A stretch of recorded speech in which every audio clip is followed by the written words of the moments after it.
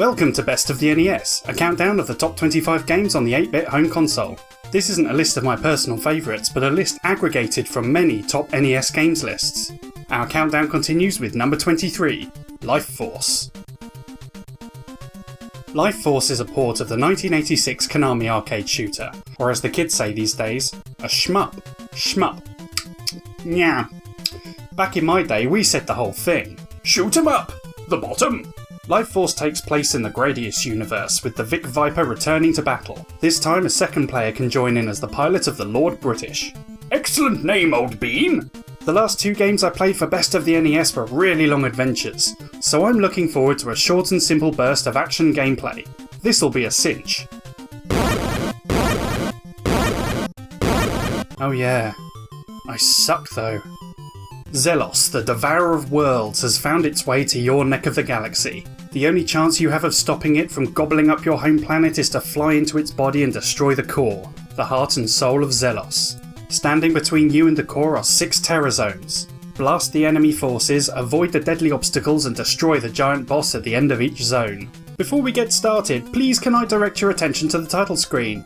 Konami, you misspelled Nintendo. Sorry, we didn't intend to. I see what you did there? The controls in Life Force are simplicity itself. You move and you shoot. Holding the B button shoots bursts of fire while tapping it fires a more rapid stream, ideal for dealing with tougher enemies. The Vic Viper starts this mission incredibly slow and underpowered. Just like in Gradius, collecting power pods doesn't give you the power up right away. Instead, each one you collect advances your power up selector bar by 1 space. When the power up you want is highlighted, press the A button to get it. Speed makes your ship move a little faster and can be activated up to 6 times. Missile launches missiles diagonally from the top and bottom of your ship every time you fire, taking out wall-mounted enemies. Ripple replaces your default shot with a slightly stronger pulse beam, but you'll probably never activate this one because Laser replaces your default shot with a solid beam of pure destructive energy. That's the stuff. Option adds a little glowy dude that follows you around and fires every time you do. You can position options to reach enemies your ship can't, or even provide cover for your ship. You can activate up to 2 options at a time. And finally, Barrier puts up a force field that will absorb a single enemy shot. This power-up selector system puts you in charge of which weapons you find the most useful. For example, saving up for lasers and options will give you a lot of firepower, but you'd have to sacrifice some speed boosts. Every stage begins with formations of enemy ships flying towards you. Take down every ship in each formation to receive a red power pod. This is where you stock up for the battle ahead, and once you get really good at hitting them all, you can become a crazy powerhouse right out of the gate. Activating the laser and missiles early improves your chances of wiping out every formation, which means more power-ups. Just a little fry tip there. When you lose a life, and you will, your ship flies right back into the fray without missing a beat. But you will lose all of your power-ups, speed boosts, missiles, lasers, all gone. If you had options following your ship when you died, these float away and can be recaptured, either by you when you return or by player 2, but they are the only thing that can be recovered. This can really screw you over. Enemy waves, high-speed sections and even some bosses seem nigh on impossible if you're not at least equipped with a couple of speed boosts. When you lose all your lives, and you will, it's game over. You can use one of your 3 continues to start back at the beginning of that stage, but once those continues are gone, it's back to stage 1. As well as the red power-up pods, there are blue pods that wipe out all enemies on screen, and rare flashing pods that reward you with an extra life. The flashing pods will only appear when you shoot a hard-to-reach spot on the screen, so if you see one, remember where you saw it and try to grab it every time. The high difficulty of Life Force is offset by the fact that there are only 6 stages. In theory, you can clear the whole game in about half an hour, but you're not beating it in one sitting if you're coming in blind. Stage 1 takes place in an organic corridor with cell walls that close around you, sharp stabbing teeth, and you have to blast a path through flesh that heals behind you. Grim. Perhaps more than any other stage, there is a huge amount of trial and error required here. Because your path can be blocked completely, you'll need to learn the optimal route to grab as many power-ups as you can without being trapped. The first stage is arguably one of the easiest stages to clear, but one of the hardest to master. If you lose a life here, you may as well hit reset and start over. The boss music kicks in and the walls fall away to reveal the Brain Golem. It chases you around the screen, grabbing at you with its stretchy arms. Oh, he just wants a cuddle. When he opens his eye, fill him with lasers. Big deal, another side-scrolling shooter. But no! Entering the second stage, the view shifts to a top-down shooter. Mixing it up. You fly through the remnants of a rocky planet. Violent volcanoes blast rocks across the screen and you can shoot the craters to make the eruptions stop. I'm sure the science checks out on that. There are wall-mounted turrets everywhere. You'll want to have the missiles on hand to take them out, else the screen can quickly fill with enemies and bullets.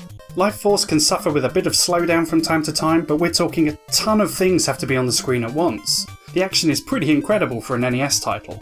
The slowdown can help at times too. After passing the volcanoes, a shower of indestructible rocks fills the screen and you have to dodge between them. This part is really dumb. The rocks fall way too fast to react to. So unless you're lucky, the best strategy is to abuse the slowdown by mashing the fire button. It feels like cheating, but I'm okay with this. This time you have two bosses to deal with. The centre core is a wall that fires pinballs at you, and dodging these is a real pain.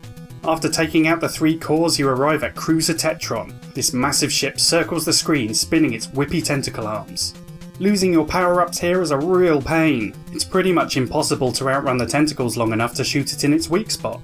And so the theme of today's episode is, never lose your power-ups. You have to get good enough at each stage to make it through with a full complement of weaponry. That's how you beat the game. Stage 3 might be Life Force's most iconic stage. You're flying through the burning heart of a star.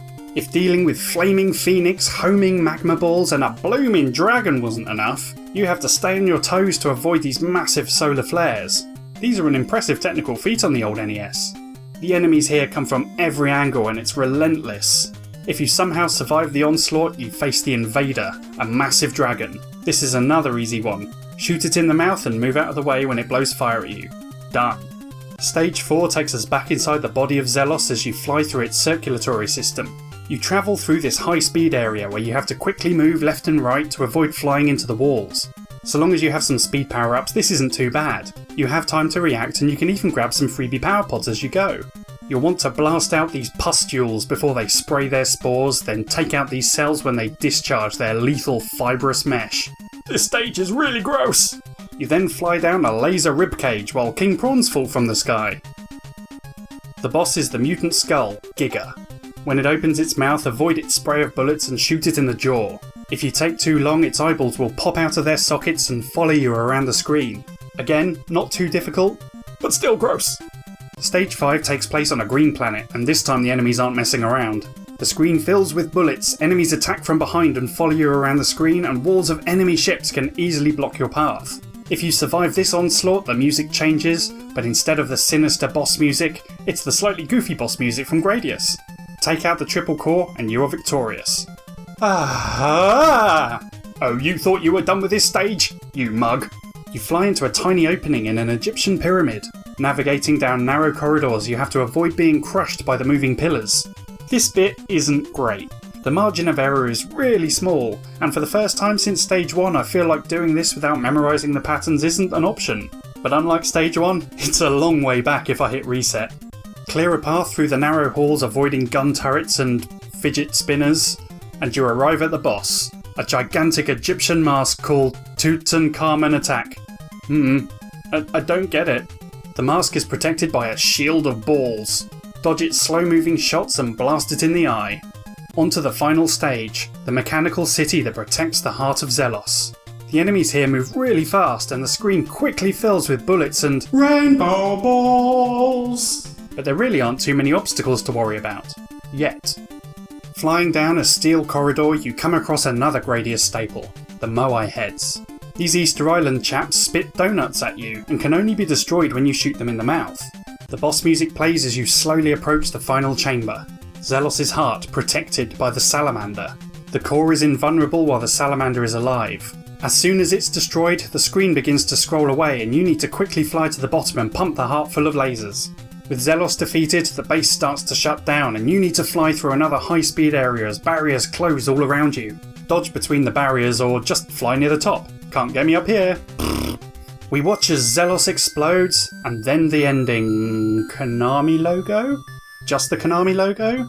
And back to stage 1 again. Okay. So there is an ending, but it's only in the Japanese version. But hey, we beat Zelos, I think. I thought Zelos was a giant serpent like the one on the box art. We blew up a green planet. So, the end! Would I put Life Force in my own top 25? No. But not because I think it sucks or anything. it's just not my cup of tea. Konami managed to transfer more set pieces from the arcade game than we had any right to expect on the NES. The gross organic graphics were a surprising look for shooters at the time, and they're not just set dressing, but integrated into the unique stage designs as well. Flipping between horizontal and vertical stages keeps the gameplay varied and interesting. There are loads of enemy types and the screen-filling bosses are never repeated. And that music! Konami were masters of the 8-bit sound chip, and this is clear as ever in Life Force. It's thumping, it's sinister, and all in keeping with the pace of the game. Getting fully powered up and blasting your way through enemy forces with unstoppable destructive power feels amazing. But there's the rub for me. Holding onto your power-ups is a skill in itself, one that requires quick reflexes and a great memory. Just keep trying again and again until you know everything the game will throw at you. And while learning a game inside out can be an enjoyable part of the process, here the punishment for making any kind of mistake is so harsh you may as well hit reset and start over. In the end, I just found it frustrating. Life Force is technically impressive and plays very smoothly, which is great, but its unforgiving difficulty is more of an acquired taste. If I'd played more Shmups as a kid, maybe I'd feel differently about it. But if you're into them already, then this classic will be right up your alley. Your fleshy alley. Thanks for watching Best of the NES. What are your memories of Life Force? Did you play it as a kid? Do you still play it now? Can you remember everything about the game? Leave a comment and tell me all about it. Best of the NES is on Patreon. If you like what we do here and want to support the show, you get access to videos the day before they go up on YouTube. And if you pledge $5 or more per month, then you can get your name on the Wall of Love. Next time on Best of the NES, we take on the forces of Transylvania! Oh man, I hope this isn't racist. See you next time!